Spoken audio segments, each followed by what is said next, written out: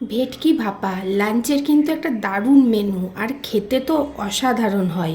আমি আজকে লাঞ্চে বানিয়ে নিয়েছিলাম ভেটকি ভাপা, আর সেটাই তোমাদের সাথে আজকে আমি শেয়ার করছি। তো ভেটকি ভাপা বানাবার জন্য প্রথমে একটা মিক্সচার জারে আমি প্রথমে 1 টেবিল চামচ পোস্ত নিয়েছি, 1 টেবিল চামচ সর্ষে দিয়েছি। তারপরে আমার একটু কম মনে হওয়াতে আরও 1 টেবিল চামচ আমি এখানে সর্ষে অ্যাড করলাম। পোস্ত অ্যাড করলাম। টোটাল 2 টেবিল চামচ পোস্ত আর 1 টেবিল চামচ সর্ষে। এবার এটাকে একটু শুধু গুঁড়ো করে নিলাম, তাহলে মানে পরে যেটা জল দিয়ে বাটবো বাটাটা খুব ভালো হবে। এরপরে একটা কাঁচা লঙ্কা দিলাম, আর অল্প একটু জল দিয়ে আবারও এটাকে একটা মিহি পেস্ট করে নেব। এই ভেটকি ভাপাটা একবার তোমরা ট্রাই করে দেখবে, বাড়িতে যতবারই ভেটকি আসবে মনে হবে যে এরকম করেই বানিয়ে খাই, এতটা টেস্টি হয় এটা। তো এদিকে বাটাবাটি কমপ্লিট হয়ে গেছে। একটা টিফিন কৌটো নিয়েছি, তার মধ্যে আমি ওই বেটে রাখা সর্ষে পোস্তটা এখানে ঢেলে নিচ্ছি।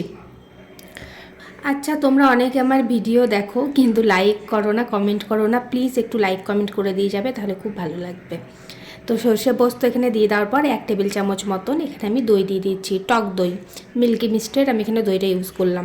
তারপরে হলুদ গুঁড়ো দিয়ে দেবো, স্বাদ অনুযায়ী দিয়ে দেবো নুন, আর অল্প একটু দিয়ে দেবো তেল, আর টেস্টটাকে ব্যালেন্স করার জন্য একটুখানি আমি চিনি দিয়ে দিয়েছি। তারপরে এই সমস্ত কিছুটাকে একটু ভালোভাবে ফেটিয়ে নেব। দইটা দেওয়া আছে তো, তাহলে সব কিছুর সঙ্গে খুব ভালোভাবে এটা মিশে যাবে। এবার এটা ফ্যাটাতে ফ্যাটাতে অল্প করে করে জল দেব, আবার মিক্সড করব। এরকম করে করে এটাকে মিক্সড করে নেব। তো তোমরা কতটা এটাকে থিক গ্রেভি রাখবে সেই অনুযায়ী তোমরা জলটা এখানে ইউজ করো। আমি এই পরিমাণের রাখবো গ্রেভিটা, তো আমি এই পরিমাণেরই এখানে জল এখানে আমি ইউজ করেছি।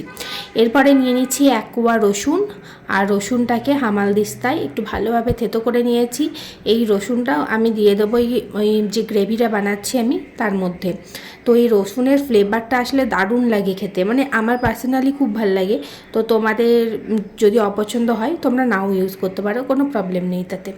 আর দিয়ে দিলাম 2টো লঙ্কা বড় বড়। এটাকে সাইডে রেখে আমি ভেটকি মাছটাকে এখানে নুন আর হলুদ দিয়ে প্রথমে ভালো করে মাখিয়ে নেব। তারপরে ভেটকিগুলোকে খুব হালকা করে এখানে ভেজে নেব। ভেটকি মাছ যেহেতু খুব নরম হয়, তাই খুব সাবধানেই এটাকে ভেজে নিতে হয়। এদিকে দেখো নুন আর হলুদ এখানে মাখানো হয়ে গেছে। আমি একটা ফ্রাইং প্যান নিয়ে নিয়েছি, তাতে দিয়ে দিলাম সর্ষের তেল।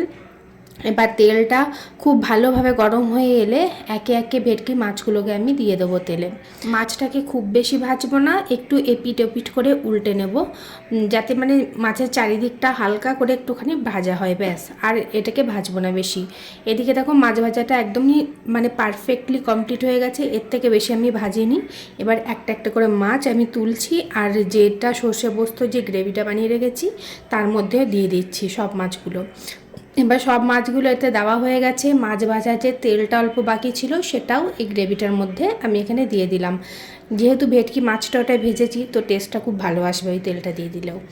তো একটা চামচে করে ভালো করে মাছগুলোকে ঝোলের মধ্যে হালকা করে ডুবিয়ে দিচ্ছি। এবার ঢাকাটা টাইট করে টিফিন কৌটোর ঢাকাটা লাগিয়ে নিতে হবে। আর আগের থেকে এখানে আমি জলটা বসিয়ে দিয়েছি, জলটা হালকা গরম হয়ে গেছে। এবার কৌটোটাকে জলের মধ্যে দিয়ে দিলাম, তারপর ঢাকা দিয়ে আধ ঘন্টা মতন ওই মিডিয়াম ফ্লেমে আমি এটাকে করে নিয়েছিলাম। তারপরে কৌটোটাকে ঠান্ডা করে একটা থালার উপর চাপিয়ে ওপর দিক থেকে এরকম 1 কাপ মতন আমি জল দিয়ে দিলাম। তাহলে কি হবে, মানে হালকা ঠান্ডা হবে জিনিসটা, কৌটোটা খুলতে সুবিধা হবে, নয়তো কৌটোটা খুলতে খুবই অসুবিধা হয়। এদিকে দেখো কি সুন্দর দেখতে হয়েছে না ভেটকি ভাপাটা, খেতে তো অসাধারণ হয়েছিল। মানে তোমরা যারা একবার ট্রাই করবে তোমরা বারবার এটা খাবে, এটা আমি গ্যারান্টি দিতে পারি।